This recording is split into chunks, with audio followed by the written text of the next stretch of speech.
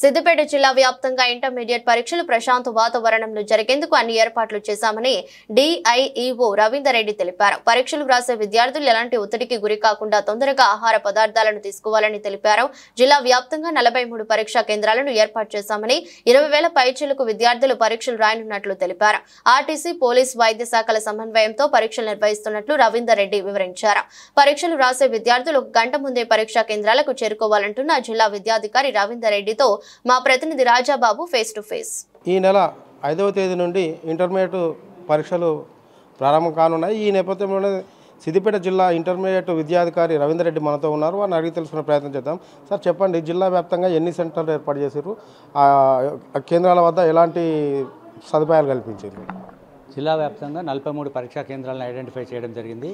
ఇందులో 20 ప్రభుత్వ కళాశాలలో ఉన్నవి, 9 ప్రభుత్వేతర సంస్థలు ఉన్నవి, 14 ప్రైవేట్ కళాశాలలో ఉన్నవి. ఈ కళాశాల వద్ద అన్ని ఏర్పాట్లు, ఫర్నిచర్ కానీ, తాగునీటి వసతి కానీ, టాయిలెట్స్ కానీ, అలాగే ఈసారి కొత్తగా ప్రతి పరీక్షా కేంద్రంలో 5 సీసీ కెమెరాలు కూడా ఏర్పాటు చేయడం జరిగింది. ఇవి కమాండ్ కంట్రోల్తో అనుసంధానమై ఉన్నవి. సార్, ముఖ్యంగా ప్రశ్నపత్రాలపై బార్కోడ్ ఈసారి ఇచ్చారు, దాంతో ప్రయోజనం ఏంటి? ఈసారి ప్రశ్నపత్రాలపై బార్కోడ్ మరియు సీరియల్ నెంబర్ ఇవ్వడం జరిగింది. ఏదైనా అనుకోకుండా ఏదైనా సెంటర్ నుంచి ప్రశ్నపత్రం లీక్ అయితే దాన్ని తెలుసుకోవడం కొరకు ఏ పరీక్షా కేంద్రం నుంచి ఆ ప్రశ్నపత్రం లీక్ అయింది, ఎన్నో సీరియల్ నెంబర్ గల ప్రశ్నపత్రం లీక్ అయిందని తెలుసుకోవడానికి దీన్ని ఏర్పాటు చేయడం జరిగింది. ముఖ్యంగా ఏ శాఖలతో సమన్వయం చేస్తూ ఈ పరీక్షలు నిర్వహిస్తుంది?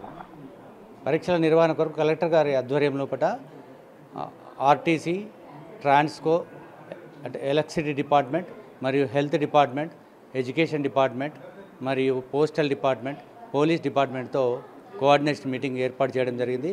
థియరీ పరీక్షల సందర్భంగా ఏర్పాటు చేయడం జరిగింది, ప్రాక్టికల్ కూడా ఏర్పాటు చేయడం జరిగింది.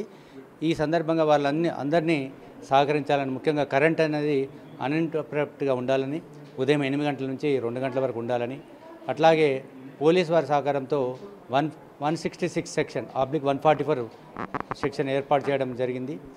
అలాగే వాళ్ళు బందోబస్తు కూడా ప్రొవైడ్ చేయడం జరిగింది. సిఎస్డి సెంటర్ నుంచి పోలీస్ స్టేషన్కి వెళ్ళడానికి, సెంటర్ నుంచి పోస్ట్ ఆఫీస్కి వెళ్ళడానికి బందోబస్తును కూడా ప్రొవైడ్ చేయాలని ఏర్పాటు జరిగింది. అట్లాగే ట్రాఫిక్ కంట్రోల్ చేయాలని కూడా సూచించడం జరిగింది. హెల్త్ డిపార్ట్మెంట్ నుంచి ఏఎన్ఎం ప్రతి కేంద్రంలో ఉండి కావలసిన మినిమం మెడికల్ కిట్ వారి దగ్గర అందుబాటులో ఉంటుంది. విద్యార్థులకు ఏదైనా అనుకోకుండా సంఘటన జరిగితే వాళ్ళు సహాయం చేస్తారు. సార్, ప్రధానంగా ఎగ్జామ్ అంటేనే విద్యార్థులకు ఒక రకమైన ఒత్తిడికి లోనవుతారు. మీరు వారికి ఇచ్చే సలహాలు, సూచనలు ఏంటి? మళ్ళీ ఇంకొకటి సార్, ఇప్పుడు టైం అనేది కంపల్సరీ.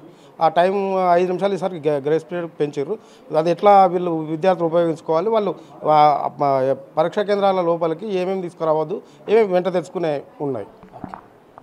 విద్యార్థులు ముందుగా హాల్ టికెట్ తీసుకున్న వెంటనే వాళ్ళ పరీక్షా కేంద్రాన్ని ఒక రోజు ముందే పోయి చూసుకోవాలి. అలాగే హాల్ టికెట్ పైన పరీక్షా కేంద్రం తెలియకపోతే మీకు క్యూఆర్ కోడ్ స్కాన్ చేస్తే లొకేషన్ మ్యాప్ కూడా వస్తుంది. దాని ఆధారంగా పరీక్షా కేంద్రాన్ని చేరుకోవాలి. అలాగే పరీక్ష రోజు 1 గంట ముందుగా పరీక్షా కేంద్రానికి వెళ్ళాలి. మిమ్మల్ని విద్యార్థులను 8 గంటల 15 నిమిషాలకే పరీక్షా కేంద్రంలోకి అనుమతిస్తారు. అలాగే విద్యార్థులు పరీక్ష అంటే ఒక ఆందోళన ఉంటుంది. ఎటువంటి ఆందోళన చెందకుండా, పరీక్ష అంటే భయపడకుండా మంచిగా ప్రశాంతమైన మనసుతో మంచిగా పరీక్ష కేంద్రానికి వెళ్ళాల్సిగా సూచిస్తాను. ఎవరికైనా ఆందోళన అనిపిస్తే ప్రతి కళాశాలలో 2 స్టూడెంట్ కౌన్సిలర్ లెక్చరర్స్ ఉన్నారు. వాళ్ళకు ఫోన్ చేసి వాళ్ళ ఆందోళన పొడగొట్టుకోవచ్చు. ఇంకనూ పొడవకపోతే టెలిమానస్ అనే ఒక టోల్ ఫ్రీ నంబర్ ఉంది, 14416 అనే నంబర్ ఉంది. ఆ నంబర్కి ఫోన్ చేస్తే సైకాలజిస్ట్ కానీ సైకియాట్రిస్ట్ కానీ మాట్లాడి వాళ్ళ భయాన్ని పారతోలుతారు. ప్రధానంగా ఇది వేసవి కాలం. వేసవి కాలంలో పరీక్షా కేంద్రాలలో వాళ్ళకి సంబంధించిన ఫ్యాను, గాలి, వాళ్ళకి కూర్చోవడానికి ఎట్లాంటి వసతులు ఉన్నాయి?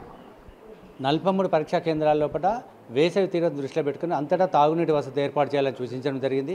అలాగే విద్యార్థులకు ఎండవేడిని తట్టుకోవడానికి ఎంట్రన్స్ దగ్గర షామ్యాను కూడా ఏర్పాటు చేయడం జరిగింది.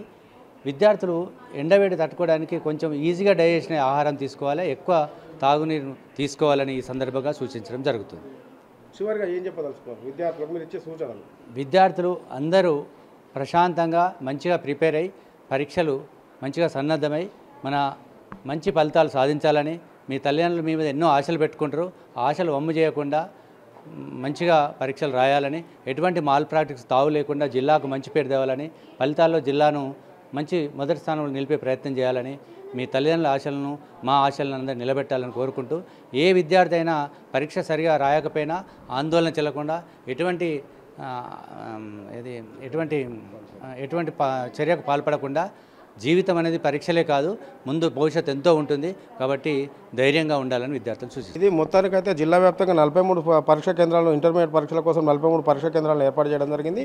దానికి సంబంధించి విద్యార్థులకు పరీక్షా కేంద్రాలలో గాలి దృష్టిలో పెంచుకొని ఫ్యాన్లు, అక్కడ బయట షామియానాలు, తాగునీరు వసతి, ఒక ఏఎన్ఎం ఇట్లా పరీక్షా కేంద్రాల వద్ద ఏర్పాటు చేయడం జరిగింది. ముఖ్యంగా అన్ని వివిధ శాఖలతో సమన్వయంతో ఈ ఎన్నికలను పకడ్బందీగా నిర్వహిస్తున్నాం.